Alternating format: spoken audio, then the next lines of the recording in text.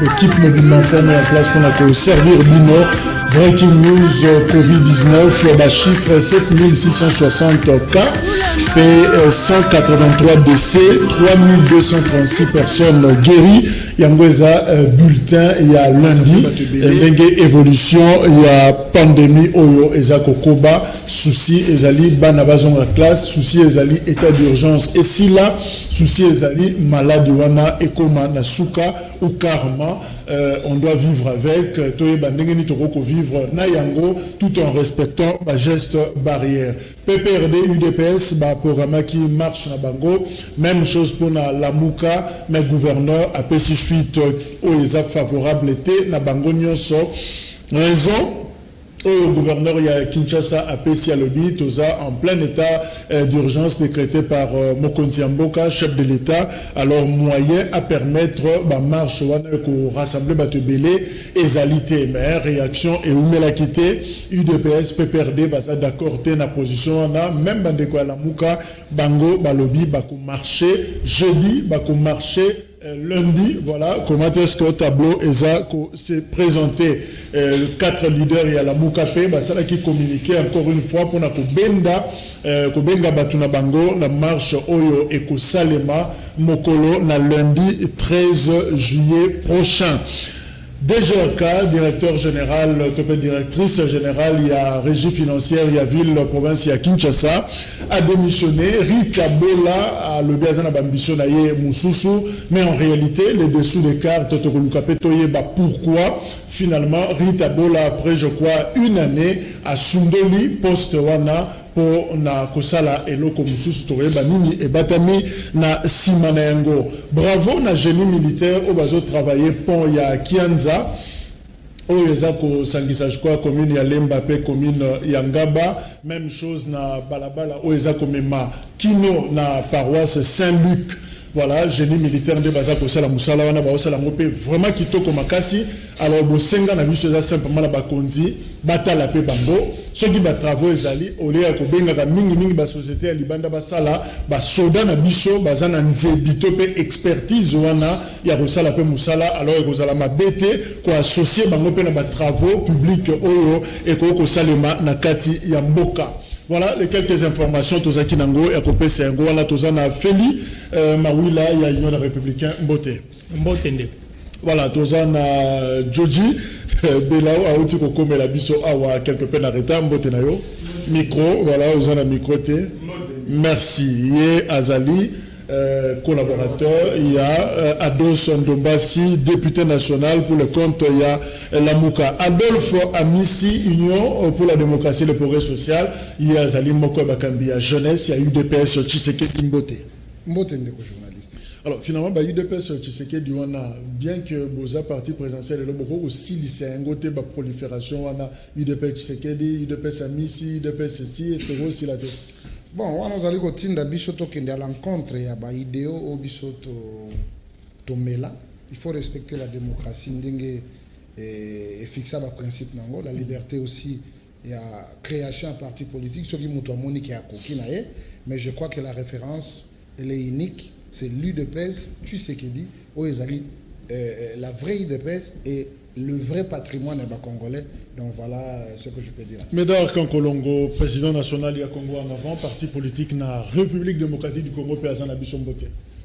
Mbote Ndeko Jacques, Mbote na banda kunyo soza na mis administrateur félicitations au tazo nomination na mito monana été na félicité yeme na kadeko mais na ko senga pe otinda génie militaire nde ozo senga yo muto tinda kate o senga même baya ko sanzela ya Croix Rouge nipo ndeba zo bambango biloko ebandiko longo lisusu soso kati apakende ka prince Kasavubu o ndega o veda yesika balongoli wenga pona nzela mabe mais o bocheka putule ko miko longo yango moko e ko pesa passe on a venu Croix Rouge la Croix Rouge apakende ko biso kati se Kasavubu ndo mabuka sawana mabubatu ko bambaga kasi ko miko longo yango nyo basoda basala donc ba génie wande wo zo sala bien baya ko sala ngo mais tu as parlé aussi makambo ya Covid-19 au PC bateau mais tu ne fais pas déjà 4 mois impayés bazo fota bangote et teni chiffre qu'on a tantôt 10 millions, Premier ministre à Lobaki, Mouyemba Monaki 1 million, tantôt 22 millions, et Bimi, Yemoko a géré 3 millions,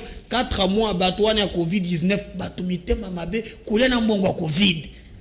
C'est grave. Merci. Alors, comme quand Kolongoza na Maloba, je crois qu'on a relevé un breaking news. Awa démission, il y a Rita Bola, DG, il y a DGRK.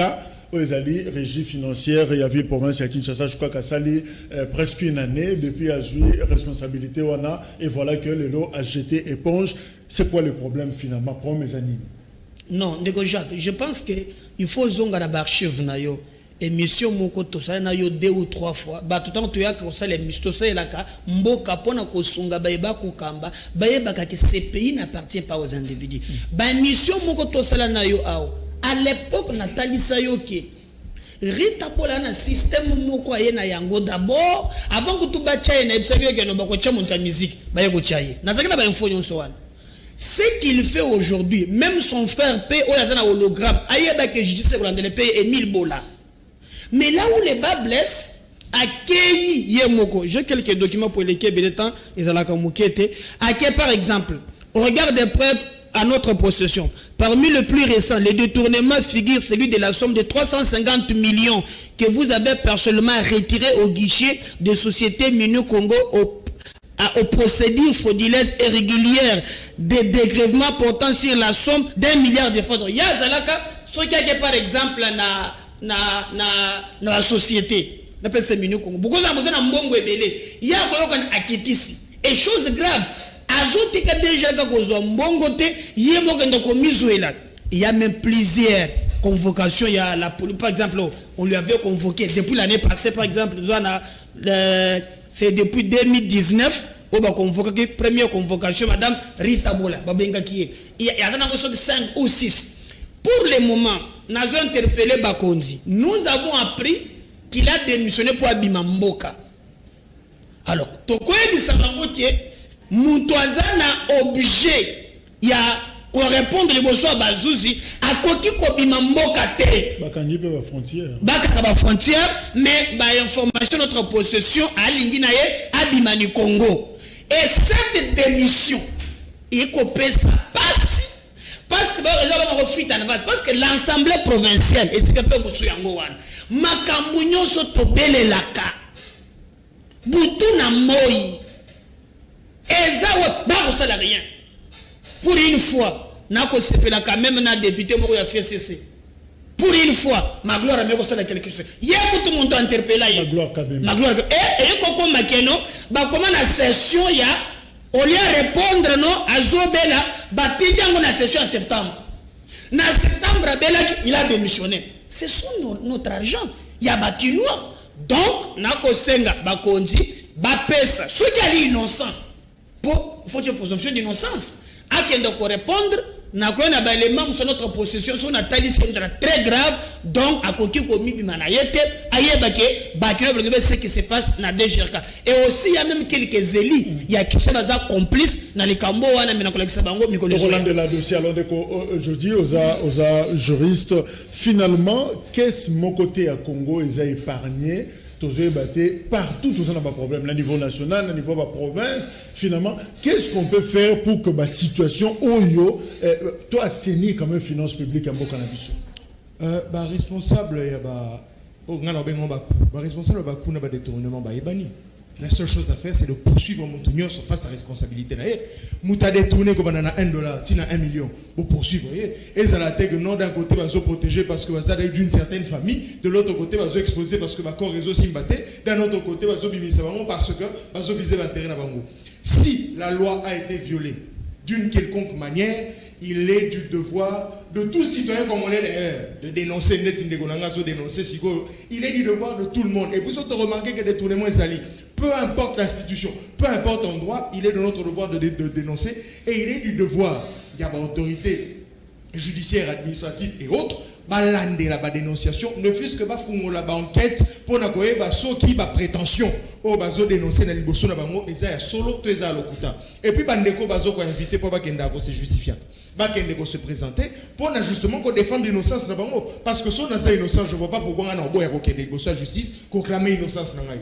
Dernièrement on a vu batu ba kenda qui prétendant être innocent, mais les répercussions mimi. On a entre autres le dossier, le procès 100 jours. On a entre autres Magamousseuse Otam, il y a présidence et autres. Bref, la seule manière pour la justice de fonctionner, c'est que Oyo Bazali, na tête, il y a appareil judiciaire, aider justice, et à la appliquer, aider la loi Nabiso, et à la respecter. Merci. Alors, Adolphe Amissi, est-ce que Bino Bokomi Bato, au nom du père, du fils, est-ce que processus souvent état de droit et que s'étendre dans la province, notamment ville province il y a Kinshasa, to et ressources un spectacle caméra et auto monaki. Merci beaucoup Ndeko Diku. Nako linga penza mingite au l'état de droit c'est comme si ezala qui a chambre ya batumoko boy. L'état de droit c'est pour toute la République démocratique du Congo.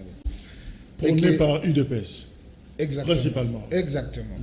Maintenant, tant que tu as Kolanda, même à Ndeko Médard, même Ndeko Joji, Ngai Nakoya na idée moussous pour dire la ville-province de Kinshasa est allée na responsable entre autres le gouverneur et puis tu as na assemblée provinciale où ils allaient charger il y a contrôler l'action n'est-ce pas il y a gouvernement provincial mais malheureusement ndenge to ali koyoka parce que makambo ya Rita oyo ibanda kala o Rita bola batindeli convocation tout le monde a place à répondre tout le monde a place oyo azala qui inquiété par rapport ya ba grief oyo ba reprocher qui maintenant lelo yemoko à rendre l'établier c'est pour dire il y a nalanda qui a lobby azako se reprocher na eloko mo côté nous pensons que nous avons des juges to ali na justice ozali ko fonctionner normalement na kati ya mboka na biso et comme mes soupçons ils allaient peser sur la dame en question,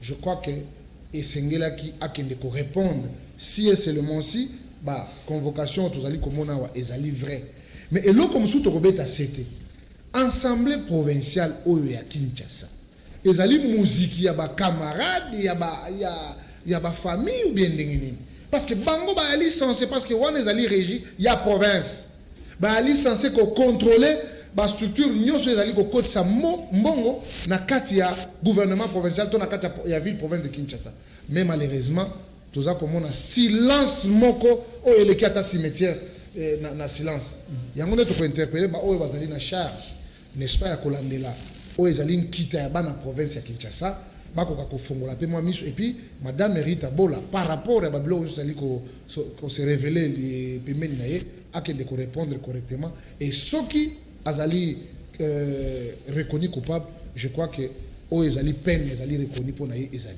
Donc Feli Mawila finalement de soupçon sur tout le monde dans la République démocratique du Congo, ceux qui ont fouillé mutontaza na moins salité naïe et l'okonini finalement et sengeli ko sala pour que hémorragie oyo et continuer te kata.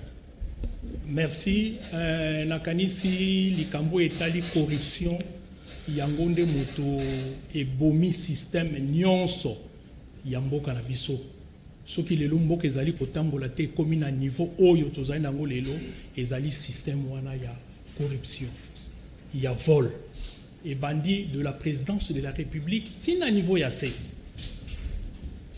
eloko nini esengeli kosala tozali na système moko oyo audit esalamaka te bapesi yo mbongo sala na yo oyo yo lingi osilisi oko rendre compte na mutu te et bachiffre etant mosu eza kowa kotangama liboso ya presse touti kolanda minute eteni oyo makambo etali mbongo ya covid mpona kofuta baminganga bayo bali na charge na baresponsabilité bamettre vie na bango a danger ti lelo baza impayé ozolanda ba chiffre premier ministre obiki abimisa ki autant pona kokipe makambo wana kofuta ba ndeko wana olandi ye azali kopesa ba chiffre mususu ezali contraire ça signifie que magui ezali parce que ba chiffre bango bazali kopesa ezali ko correspondre te Mais action nini basali pour na ko enquêter. Système audit ezate. Na kanisi tolandaka débat jour il y a investiture il y a premier ministre.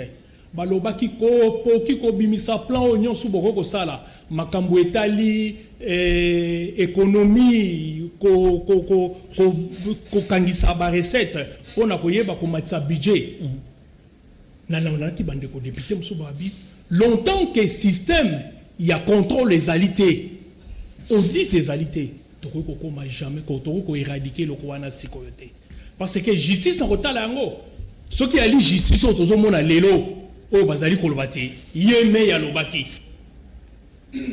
yeme ya pesi ndingisa kende kubanga te. Voilà ce qu'a inquiétude des alliés. Merci donc jusqu'aujourd'hui intouchable bazali dès l'occasion peut s'abisso passe. Merci, je crois que to zongeli dernière information oyo Médard Aouti ko relever awa il semblerait que Rita Bola azako s'apprêter à Bima dans le territoire. Alors là, ce qui a bimi, c'est que pour moi, les bateaux bazo gérer frontières parce que ma soupçon est allé donc Rosenga Azala potoye ce qui pas voir le cas. L'émission a expliqué au fait problème les anini et Rosamala mais ce qui a bimi, c'est que la frontière nabiso moi passoire et ça côté wana. Alors pause la réalisation tolanda action oya honorable Ados Ndombasi na avenue Elengesa et puis après toujours continuer le débat nabiso sur tension autour il y a contrôle, il y a commission électorale nationale indépendante. Longtemps j'étais dans les oubliettes, l'avenue Elengesa est en pleine réhabilitation depuis plus de 6 mois, bien que l'œuvre soit du gouvernement provincial, mais il a fallu qu'un homme porte cette affaire à cœur et en faire son fardeau pour interpeller les autorités du pays et même de la ville. Cet homme, c'est l'honorable Ados Ndombasi, l'élu de la Funa et le seul à avoir installé son bureau dans un coin aussi abandonné pour rester en contact permanent avec sa base. Dans sa salopette orange, l'élu de la Funa a battu les pavés de cette avenue plusieurs fois de bout en bout et c'est là malgré son état piéteux dans lequel elle se trouve. Ados Ndombasi a pris en témoin les candidats de la Mouka à la dernière élection, Martin Fayulu Madidi et la presse quinoise pour présenter à la face de tous les délabrements de l'avenue Elengesa. Restant dans cette logique, Ados Ndombasi a adressé une correspondance au gouverneur de la ville, Jean-Tiningo Bilambaka, pour lui faire part de l'état de lieu de cette avenue, une correspondance qui a été suivie de plusieurs tractations avant que le gouvernement central ne lance les travaux de réhabilitation de cette route au mois de novembre de l'année passée. Pour la population de ces coins, la réhabilitation de cette avenue n'est plus un rêve mais plutôt une réalité. C'est là, grâce à un homme, les députés les plus proches de la population, Ados Ndombasi, qui a mené seul un combat jusqu'à l'obtention de la réhabilitation malgré la lenteur dans l'exécution de travaux. La liboso na pesina honorable Ndombasi merci mingi po yende mutu ando lobela biso mingi pona likambo Elengesa na abosana ite biso bana makala mais na sepeli lelo Elengesa yango musala ezosala makitoko et puis lelo malgré musala ne silité mais na koma ta place on a zubis na matiti na wenzi na soke me musala ne silité na pesi pena merci a continuer ko lobela biso to yebi ke ya zamo lobela mais kanani na yende nga lobeli biso to moni pe makambo et comme ke liboso Nzambe a soutenir eloko esuka na nzela te ekende misika vraiment to moni gain de cause na yango to moni penza o ezaki rêve comme kokoma réalité vraiment to kumisi Nzambe pona ngali ya mona opesa na Nzambe merci parce que c'était aussi notre prière amondi man Nzambe ya exaucer biso o to senga ki yango to moni salami nazopesa pe merci mingi na honorable Ados Ndombasi parce que nanzela na ye da memela biso président Martin Fayulu pour akopesa discours na ye nde to monde akonza mboka pe bakoti kata msala oyo par rapport na ndenge nzela ezalaki na biso babita makala tozana esengo mingi komona sikoyo ndenge nini nzela o route Elengesa ekomi passable. Signalant que le député national Ados Ndombasi, bien qu'absent au pays, promet aux habitants de Makala de suivre de près l'évolution de ce travaux jusqu'à sa fin. Voilà, autre chose à présent, to lobby yango tension ezaya kofungwa makasi pour le contrôle, il y a commission électorale nationale indépendante. Alors tozo bandana Adolphe Amissi, est-ce que la situation de commune yango ya seni ba marche payi ezoko landana ebele bino pays de pes posant la programme ya marche bien que hôtel de ville baza d'accord na yango te. Est-ce que tu as sa responsabilité et pas dans la confession religieuse, ton problème est ailleurs? Merci beaucoup, Ndekodi. Likambo, il faut tout le bango avec plus de sérieuxité parce que les Likambo, les Alikota, l'avenir, il y a vie politique, il y a Mboka Nabiso. Et là, Kaliboso, et Sengeli d'abord, le gouverneur de la ville, selon la constitution de lobby, et Sengeli Bato, Bazali na Milulu, ou Bazali Kobongisa manifestation, Bazali na devoir et à informer l'autorité 48 heures pour na à disposition et Sengeli pour na Miluluana et Salama. Mais à notre grande surprise, tu as dit comment que le gouverneur de la ville a dit qu'on confondre temps. Autre temps, autre mers. Lélo, nous avons un état de droit effectif na Katiambo Kanabiso, c'est-à-dire le respect, n'est-ce pas? Il y a des droits, il faut les respecter. Nous avons vu dans le pays des hommes normaux, mais je ne dis pas que dans le Congo, les pays, il y a des hommes normaux, mais dans le pays des hommes normaux, tout le monde, dans le confinement, tout va manifester pour la mécontentement. La Constitution, ils allaient reconnaître je crois que ça a été fait.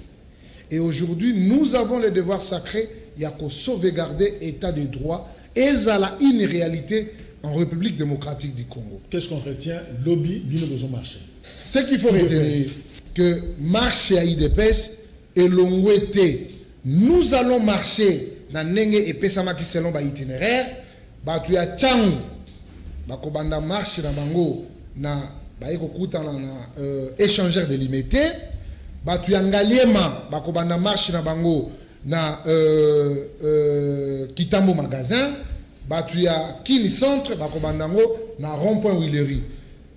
Et là, quand on dit que toko sanganape, toko tambo la malembe, parce que IDPS a kolaki sabino leçon de démocratie pour dire IDPS a marché qui avance à Nabokonzi, na IDPS a ko marché les lots, ou azali na Imperium et ali vraiment différent parce que toko kende ko pesa o ezali memo na biso. Ce qui batu ba ali ko marché, ba ali na message, ba ali pe na document o ba ko déposer na autorité habilité pour nani to ali ko marché. Mais ko lo ba ke batu ba marché te, maintenant pour ça o le peuple azanango pour à exprimer na bato ba zoka ba décision na mboka na biso ba ko tikelango nani pe ba ko salango kan. Donc c'est bel et bien confirmé que l'UDPS va marcher le jeudi sans qu'il y ait d'inquiétude. Toko marché.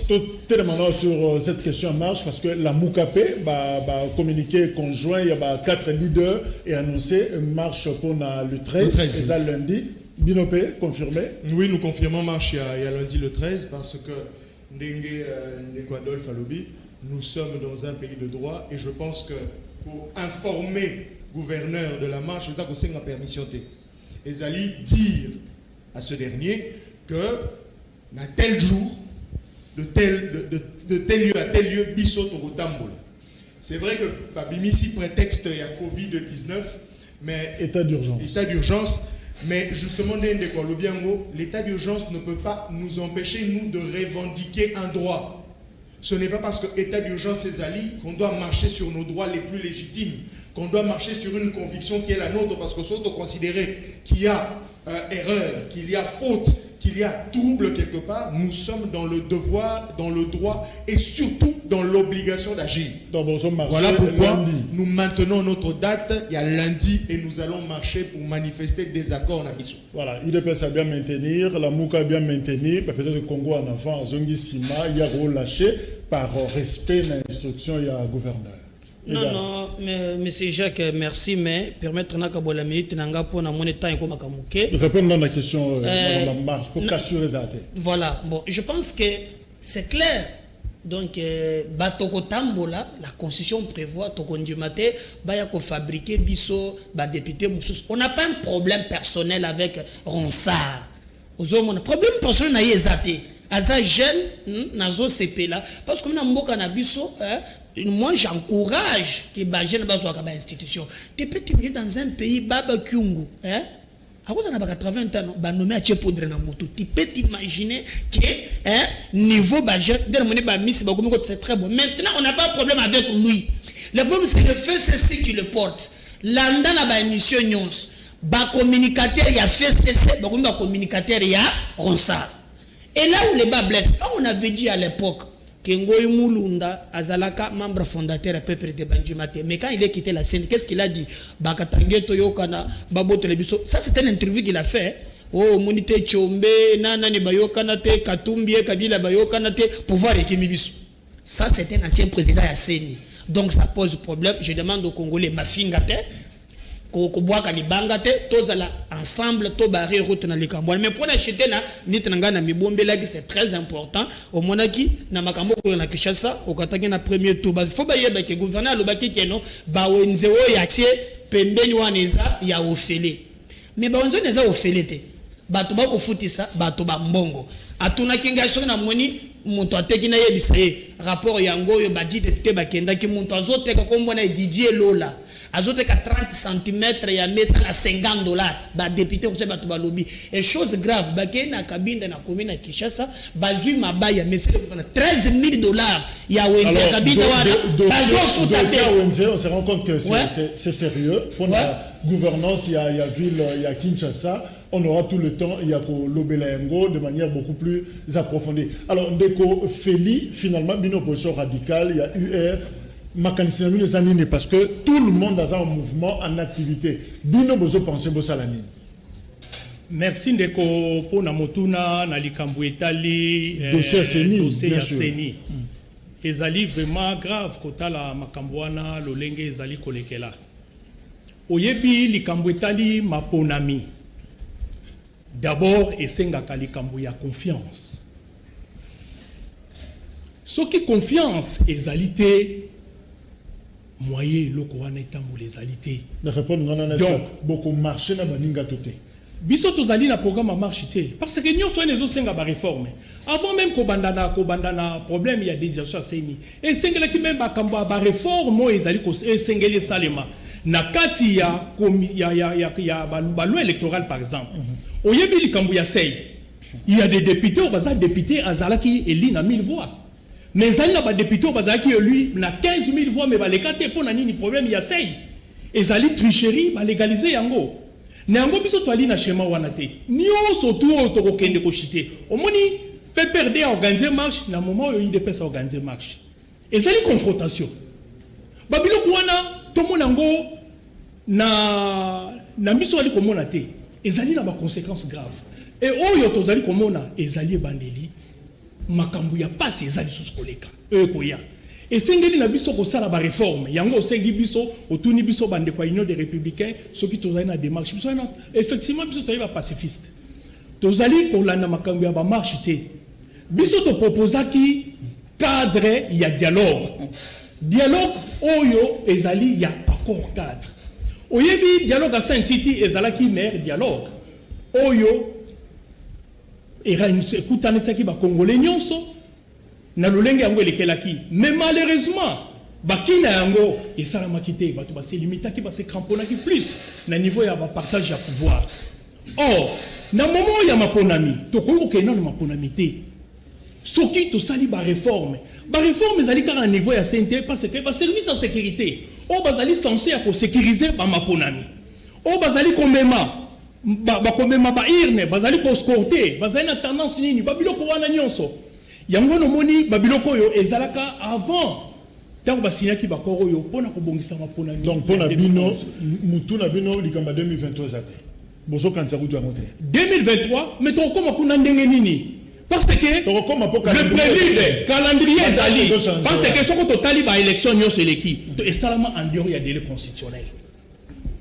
Et ça m'a donné un délai constitutionnel. Merci. Alors, Adolphe, finalement, UDPS, parti présidentiel, Aliga qui est en balabala. a revendiqué makambo ya Seni. Mais tozomi tout à chaque fois stratégie ya UDPS tina nenga zubo konti. Batumsu balobi ronsa yemutu a Sambaki na cour tant batinogi éclairage à Seni en faveur ya Félix Tshisekedi et contre Martin Fayulu. Le lobby no bosepelité na nomination na ye bolingi bon marché. Mais bino moko stratégie pièce de rechange ya UDPS pour na Seni ezani. Bon, merci beaucoup. Avant d'aborder Mutuna Nayo, Nakoye Bisa Bandeko toi na plateau que chaque génération na mokili eza na histoire nango. Tant on a ça ko landa ndeko ya IR eza ko pesa nga moi déception. Na moni pe bangonde batu ba ka ko kotisa mbilinga na politique. Toza kozela ba réforme. Ozo zela na ko pio ya. Déjà malonda basi ba ke ko entériner dans l'Assemblée nationale. Et les gens marchent justement pour que bah retrouver la cour normale, c'est-à-dire tout ça là un état des lieux, tout ça là audit et puis tout même bah réforme pour la CENI. C'est ça l'essence de marche on a tout ça. Mais bien on va venir et puis tant bah ça va tout ça c'est quoi bah réforme. Après avoir bah tout marché bah on va koya. Oh non biso peto za na table. Quelle table? Bozana makasi ya kobundela mboka na binote, bozoze la kabaya ngita kabino na table. Je crois que ce temps est révolu et les jeunes vont en tenir compte. Donc, qu'est-ce qu'on peut aller à défense et Ndeko Malone? Mais Ndeko Jacques, il faut reconnaître que Akendeko défendre Félix, Akendeko défendre Seni. Position Seni, oui. Oh, a organisé qui Mapona Minambo Kanabiso. Ça, c'est des D. Il faut qu'on y ait que les partis politiques Nambo Kanabiso, Moko na Moko, ils ont une histoire. IDP, c'est là qui fondait sous l'idéologie. Yako Bundela, un état de droit. Oh, ici, quand on écoute la démocratie, le progrès social, et qu'on a la carte d'action, il y a parti. Batu mususu basala ba parti na bango parce que bazwaki minduki, ba bundaki na baninga, basali parti politique. Mais batu mususu par l'ivresse du lait, il y a beaucoup de pouvoir, basali parti politique. Donc c'est ni. Maintenant, les lots comment on a ce différence il y a IDPS na ba parti mususu. Ce n'est pas le fait qu'on est au pouvoir, nge tokondi make makamwana il est parce que nous sommes au pouvoir non. Il faut tous aller dans la loi impersonnelle. Le lot Félix Tshisekedi, chef de l'État, va passer. Amisi Akoya, Amisi passera à Kokuta la loi wana. Ngape na koleka, Mususu Akoya, à Kozouape, la loi wana est toujours au service de notre peuple. Mais proposer des choses, ils allaient qu'on fâcher. Mais ici, Nakoye Bisabat, l'IDPS n'est pas contre la personne Malonda. Mais entérinement na yewana, na institution ezali censé à garantir les Congolais. Lelo nous avons vu. Mabunda alakisi rôle nini azali ko jouer na kati institution wana. Alinaka alekisi la biso 3 lois ya mabe ya mina kusakata. Aleki wana amemeli biso lipa. Il azali censé à contrôler le gouvernement. Incapable la dame en question, mais azali qui prête pour na kolakisa biso lipa na perchoir à l'Assemblée nationale. Lipa emati. Abosani que azali chargé à contrôler babeng sa ministre wana ailoba pourquoi l'ipemati après sa motivation lelo bomoni point o ezala qui inscrit à l'ordre du jour va faire passer en na vitesse moko de croisière. Est-ce qu'il faut accepter ça parce que nous sommes au pouvoir? L'IDPS dit non. Nous serons dans la rue les 9 le jeudi, ensemble. Non,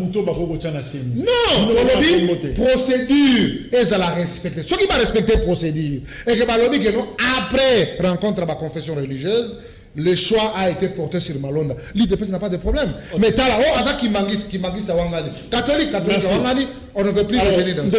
Jody, finalement, est-ce que vous pensez que dans l'action, notamment, il y a la Mouka, beaucoup Koka, Kozongi, ça peut faire reculer l'Assemblée nationale, la démarche d'enterrement. Oh, c'est ça le magnifique. Mais oui, l'Assemblée nationale est obligée à ça marche arrière. Pourquoi? Parce que les alliés s'engager, c'est le peuple qui s'engage. Et le peuple n'est pas d'accord. Le peuple a oui.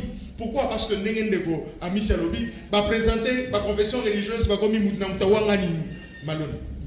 Bah, Kimbagisa, Bibiso te porter, bah, catholique te porter, bah, protestant te porter. Ensemble, la Wapi. Finalement. Parce que moi, je veux te dire, hier, j'étais en discussion avec plusieurs personnes. On me dira que les kimbanguistes ne le portent pas parce qu'il n'est pas kimbanguiste. On me dit qu'il est catholique. Mais les catholiques nous disent, bah, porter, parce qu'il y avait un candidat favori dans la catholique. Finalement, qu'on arrête de jouer à ce jeu. La plupart des pasteurs influents dans l'équipe à lobby, bien, la procédure a été biaisée.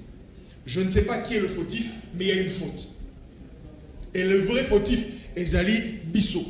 Regardez, silence, face, il y a Makambo. Nous sommes dans l'obligation de dénoncer. Pourquoi? Parce qu'il faut tout dire la situation. 2006, Makile Tangaki. 2011, Makile Tangaki. 2018, Makile Tangaki. Il en est assez. Il y a Makila, jeune, on veut nous tendre une perche en disant, jeune. On n'est pas contre la jeunesse et on n'est pas contre ce jeune-là. Mais les gens on a la chaîne locale Nabiso. Un député fait cesser. Je ne sais pas si vous avez lapsus, si vous avez intention de cacher, à l'objet de tuer jeune pour détruire jeunesse. Je ne sais pas si vous avez lapsus, il y a langage. Mais tant que vous avez tué jeune pour détruire jeunesse, na français c'est la jeunesse et l'avenir de demain. L'avenir, ce qui est après-demain. Mais bref, la jeunesse c'est l'avenir. Or, tant que vous avez même par lapsus que tu es jeune pour casser jeune et quel jeune autopiloté, nous ne sommes pas d'accord. Merci. Donc, ma procédure à mon voie normale, et une fois que la procédure est une voie normale, celui qu'on nous présentera réellement te reporter. Mesdames Colongo, aux président d'un parti politique, crédibilité à processus électoral, aux aïe candidats en 2018, et autres dépendent d'un animateur et CENI. Et ça dépend de la règle du jeu pour la réforme. Il y a l'union des républicains qui ont proposé ou il y a la politique locale qui manipule de fois bateau qui gérer CENI. En fait, réussite, il y a crédibilité, on a et la wapi. Non, moi je pense que la question est bien posée. D'ailleurs, Balobi Makambo jeune, na comprend ami ça jeune, bazu vieux makila, baché na on a tra côté bien meilleur baté na côté ko. Voilà,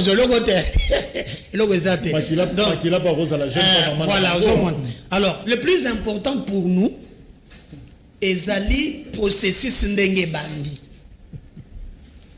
L'église catholique n'a pas de responsabilité. Moi je vais être correct.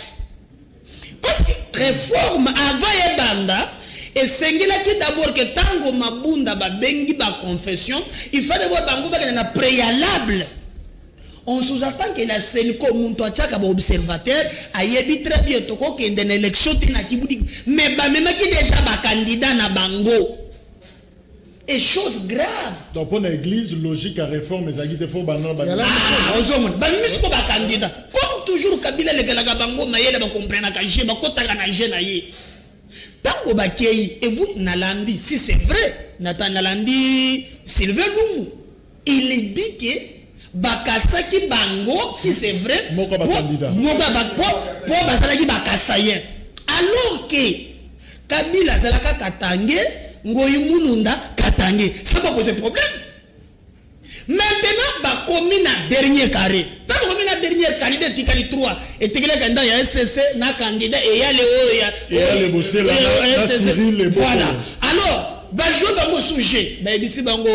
Bo retirer kaka oyo totikala na moko tokolekisa ye bakosinde bango tango ba retirer or c'est ayabaki déjà que yale asaki candidat abendi kombo lobike me oyo atikali candidat quand tu le connais kozo so retirer ye c'est comme ça que tokomi wana donc on va ko ba nyonso balo ba pe ba na pas la responsabilité na bango et je le mets devant l'histoire ba pasteur précisément catholique ba on l'église catholique na et puis parce que yo ronsar yo pe tozonga pa tozonge pa yo nana mimi yo wan nana mimi ronsar wan ami akomi liyemo abimi na ndenge na yemo tanto olandi mukanda usimo kingenya kakanga na siliki il a même révoqué Elebe pour le gouvernement de tali bisote ba musulman ndenge mususu nalandi sonia ko ya munoko na bana bandeko mususu.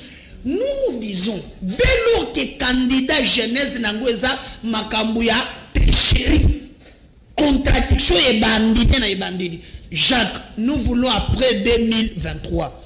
To obengi biso na plateau boye, kolo abateli biso, to banda ko débattre développement ya mboka. To sali banzela boni. Vérité désir. On dit que moi n'anga qui ne veut pas vérité désirine. Elle est qui trop vérité désir. Chanson du faux ici là. Cette fois-ci, après élection. Il y a une crédibilité, il y a processus. D'abord, et aller animateur parce que animateur n'est pas influence mais dès lors que animateur poser la question à la FCC, pourquoi besoin de défendre? Pourquoi on a tel qu'on reproche à mon côté? C'est là où il est pas blesse. Et nous avons le dialogue. Au cause de jamais dialogue, n'a pas de mauvais. Au cause de la politique, ce n'est pas un cadeau. On peut se servir. Non, non. Pour le moment, tu ne pas congolais. Tobambali bangate, tofingate, marcher c'est un droit constitutionnel. Ronsard à Koleka. Ndeko Feli, est-ce qu'il est possible qu'il y ait un dirigeant de la Commission électorale nationale indépendante ou il y a indépendant? Un dirigeant indépendant ou il y a en prise mon côté et il y a ma politique. C'est possible? Possibilité. Parce que dans le bango par rapport à l'histoire, tu as dit Malumalu 2 fois, c'était toujours un problème. Tu as dit problème. Corneille Nanga, chaque fois que le dirigeant s'est dit quota et inda. Et après, finalement, au monde, on fait avec, et puis tu connais l'annoncement. Est-ce qu'il est possible que lobby, en 2023, que nous ayons un dirigeant totalement indépendant? Ezali nango possible. Yango to lobby, au lieu de continuer à kende, et singeli arrêter. Ce qui bayo bazali possible pouvoir, au babenga ka pouvoir organisateur. Parce qu'à l'époque, il y a un seigneur indépendant, c'est le gouvernement, par le biais du ministre de l'Intérieur, au bazali qui organise ma ponami. Ce qui confiance ou les alités, dès que le histoire, il y a il y a élection na bisonyon c'est ça ko chité na bitumba. Mais en gros, il y a des républicains tant on décoya il le pèse le bique biso to fan to za ko zela non. Ko singa dialogue yo po biso to ali ba demander il y a oyo. Union des républicains a eu le seul parti à vulgariser qui en dehors il y a corps cadre. Il y a eu des résolutions, il y a ONI. Plusieurs résolutions. Mais ceux qui ont la politique congolaise, il y a une logique, il y a un accord, il y a un dialogue. C'est le chaos. Plan B, Plan B, c'est le chaos. Parce que ceux qui vont gérer Mboka, Mboka, Bango vont quitter Nanzela. PPLD, FCCP, Bango quitter Nanzela. Finalité, Bozalanini. Et cause à la confrontation. Pour ceux qui ont l'histoire, c'est une lampe qui éclaire l'avenir. Donc, si quand tu outil et si quand tu as dit donc, c'est un dialogue chaos. Chaos est ali. Donc, vous avez la conséquence, vous avez une évaluation. Tu as une projection. Il y a économie, RDC na 2030, toujours une élection d'éco. Rapidement. Vous avez dit que le territoire est occupé. Zambie a occupé mon livre. Tilelo. A comment conquérir le territoire Moussoussou.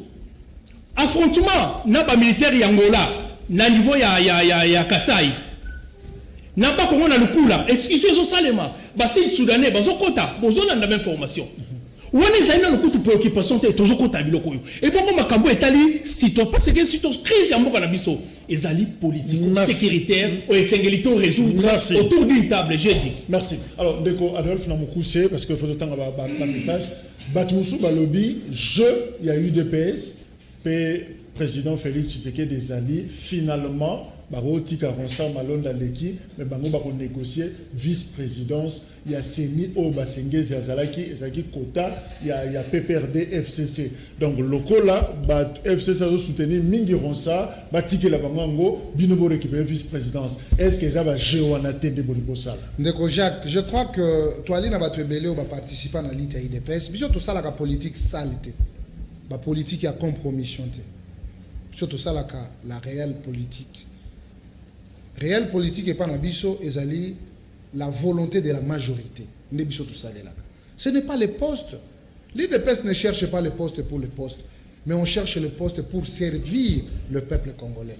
Donc, biso toali toujours na demande à la population na biso tolobi hein. Nyonso ana tellement que ezali biaisé, c'est par ici naza ko profiter na sala moi raccordement moko na ndeko Kankolongo. Batu ba komisi biso na makambo, c'est l'église catholique à Mbongo et la suite. Il faut qu'on se le dise. Ba banda qui déjà makambo ba élection, tant ba moni ba candidat na bango, ba échoué, yangonde ba zongi na ba contradiction. Nous sommes tout à fait d'accord. Et on est stimulé de presse. Il y a comment que ba confession religieuse nyoso et boyi. Société civile en majorité est boy. Mais maintenant, de quoi à quoi il a achevé dans la soupe nengenine. Donc il y a quelque chose dont Tozongela, Makambo, Oyatina. Mais maintenant, nous sommes en train de négocier la vice-présidence. Non. Tolingi que na règne na biso nenge toali kokamba mboka makambo nyonso ekende selon ba respect à ba texte pe à ba principe établi. Toali na besoin makamba koloba que nous tolingi to tia to négocier vice-présidence. Non, on n'est pas dans ça. Je crois que modus operandi a choix ya ba animateur ya seni ezali koni to okipe komi tuna composant toi ne sengela ki epesa batumi sato ba ke mbangu ko antenine mutu moko bongo mi balona ba koya lolenge kana. Ok, nous sommes là qui est ça, il y a un épisode de l'obité. Les jeudi 9, tout le monde dans la rue pour na koloba. Na processus est mené par l'Assemblée nationale comme institution. Tous ont la normalité pour que tous soient dirigeants. Tension ezali. La mouka pièce de rechange ezanini. Bino bato ba blessé de guerre pratiquement. Bozo kanisa nini pour na ko éviter scénario en 2018, bo vivre en 2023 et bozo kanisa nini pour na seni. En fait, et l'autre tozo kanisa ici président Martin Fayulu kanisa qui a pas proposé qui a proposé qui a bato babimisa qui logo la mtana recherche poste. Alors qu'en réalité daki mutade na souci école. Et zala qui réforme au bato dio soit comme on le lelo. En fait, non, l'autre problème, il y a un cabolaton pour essayer un peu de répondre à M. Feli. Martin Fayulu a proposé qu'il réforme. Réforme les bosses bimel aura un besoin qui m'en a poste, alors qu'en réalité, Aeba qui bon jeu. Et mieux que quiconque d'ailleurs. À comprendre que jeu zobetama, et ça que Bazoluga va continuer au savoir hold up. D'accord? Idée zaliwana réforme. Mais ce que l'on a dit, c'est que Feli. Et ça que réforme est au sein matin au Van Anakiti. Parce que je semble croire que la position Zanelli, il n'a donné que deux réponses. Sur réforme des alliés des chaos. Mais qui pilote ce chaos? Le chaos de ce pilote, c'est la passivement à Miss Alobi, il y a le pouvoir parce que aux alliés passifs quelque part, Babundi, Makile, Tangina, Souboy, Ovananaki, Tiba, Pessopas, non. Il faut Bimanantela. Et pour Bimanantela, il y a un philosophe américain, Henry Thoreau Alobi, tout homme seul, mais fort de son bon droit et à lui seul une majorité. Ça veut dire que ceux qui ne se rendent compte que quelque part, et l'autre est maté, n'a droit et na sécurité, et ce n'est pas attendre que quelqu'un vienne me le donner, c'est à moi de prendre quand j'estime que ça m'appartient. Yango, tu as invité qui n'ont pas seulement la réforme Yasseni, mais pas que. Parce qu'il ne faut pas réformer le cours constitutionnel. Parce que Betamara a deux niveaux. Et Betamina Seni et Betamina cours constitutionnel. On doit réformer les institutions où il va justement piloter l'élection pour notre élection crédible. Merci. Bonjour, agent et société Jekamine Yakin Peya Katanga, plus de 300 agents, Bimisa, Bafuta, Bango, Versa, Bango, na Mbongo na bango na banque na compte ya mutu na mutu sans soubassement comme bulletin. Mbotendeko bomoni la France 31 membres de gouvernement awa bato ya koswana 66 membres mawa. Est-ce qu'il y a misi aza fier na bokambi na bango Badjo depuis Mokali. Vous êtes fier? Nous sommes fiers parce que nous sommes en train d'impulser vision Bonjour Canal Presse. Ngaï, Jérémy, Bokomi, Canal Kin sur TNT, le processus est en marche. Papa, vraiment état de droit pour Nangaï et Zate. Talandenge Bisso, Congo central, 100 jours et l'autre côté. IDPS, à côté si Bisso, na confusion totale. Mawa, pas d'espoir pour mon pays. Canal Presse, Mbote, FPN monte au créneau. Au 5 cours de compte et ça la audite la FPN ils font pour la promotion environnement je crois. Pambate gestion et malamuté pour d'ici septembre 2020 FPN et Koufa pour la gestion to lobby pe to dénoncer. Merci. Je crois que Eyokani. Bonjour Ndekojak s'il vous plaît bo lobé la biso ba agent il y a des GM migration, nous sommes impayés depuis 2017, Tilelo. Mais pourtant, nous avons des numéros matricules, Passi, Nicolo et Passi. Gouverneur Akoki Kondima marche pour YP na 2023, à cause de la pose M. Malonda. Christian Diakanou depuis Brazzaville. Bonjour, amis, si démocratie est zatée. Bonjour, arrêtez de parler de l'état de droit tant que nous n'avons pas d'état. Yebisa Missi, Maître Makengo. Bonjour, Canal Presse. UDPS azoté le Melarosa, Kaka Bongo, Bakumisaye na 2018. Tango Ayaki ko défendre Seni, Babenga qui est expert, Boko Tubela, Richard Nakisenso. Ndeko Jacques, Tunelanga Bandeko Oyo Bazana Plateau. Est-ce que marche contre Ronsard Malonda est plus important par rapport à Ndenge Mboka Eza menacé la balkanisation? Pourquoi Bakoki nanou kosa la marche te pour un problème au Yetali Mboka Mobimba que eza la marche y a intérêt y a ba politicien Mbote Yebisande Kwamisi que l'état d'urgence a été proclamé par leur autorité morale. Batika ko fragiliser pouvoir naïe en remettant en cause ces décisions. Ngobilana fait que respecter les instructions de la haute hiérarchie en interdisant cette marche. Encore une preuve d'amateurisme.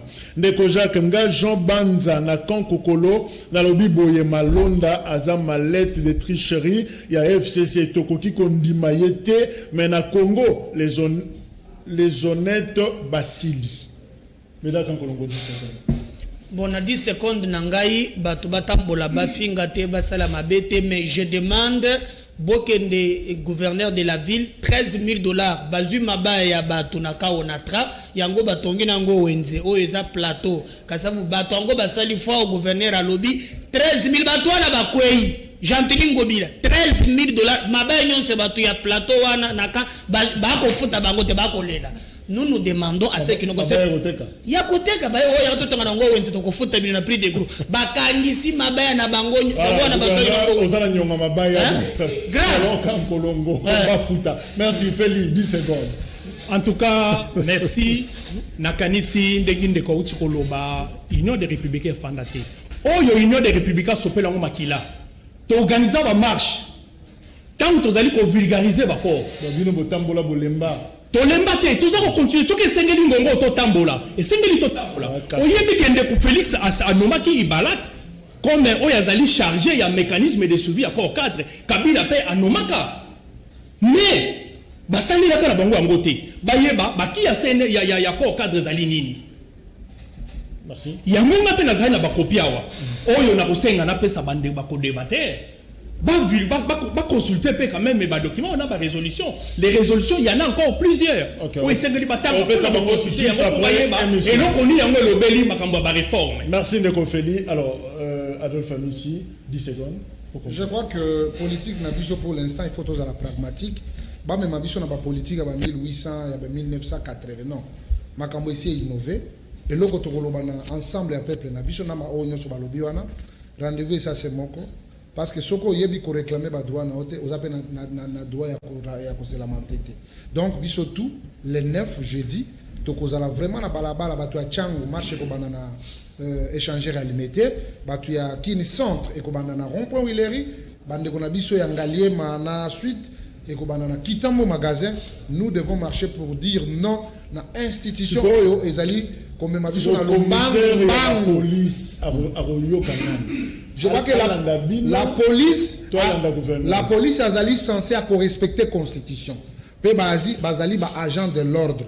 L'ordre veut dire le respect, il y a un principe où les alliés reconnus dans la constitution. Donc la police fera la volonté de la population à l'encadrer. Merci Nadi seconde. Je commence par rappeler la date du 13. Le 13 lundi prochain pour manifester. Nous rappelons les dates au président Fayou la Pesaki le 2 août et comme une journée commémorative il y a bande konabiso ba massacre. Il faut honorer mémoire na bango parce que bakufi pona mboka. Bakufi pona école. Enfin le dernier message c'est que nous continuons à inviter toute la classe intellectuelle, avocats, médecins, docteur, peu importe, à rejoindre la lutte politique Nabiso, il y a réforme, il y a nouvelle génération, il y a politique, il y a corruption, mais il y a vrai développement, il y a nation. Voilà pourquoi collaborateur Nangaï Ndombasi, qui est toujours en contact avec tout le monde, appelle ici numéro 049 11 972, Bogo Komelae, le joindre et parler, et nous vous invitons autour du président Fayou pour nous développer ma soeur Nabiso, Kanezali. Du reste, merci Jacques et merci Bande Kolanga. Merci. 21h30 pour la rediffusion. Au revoir.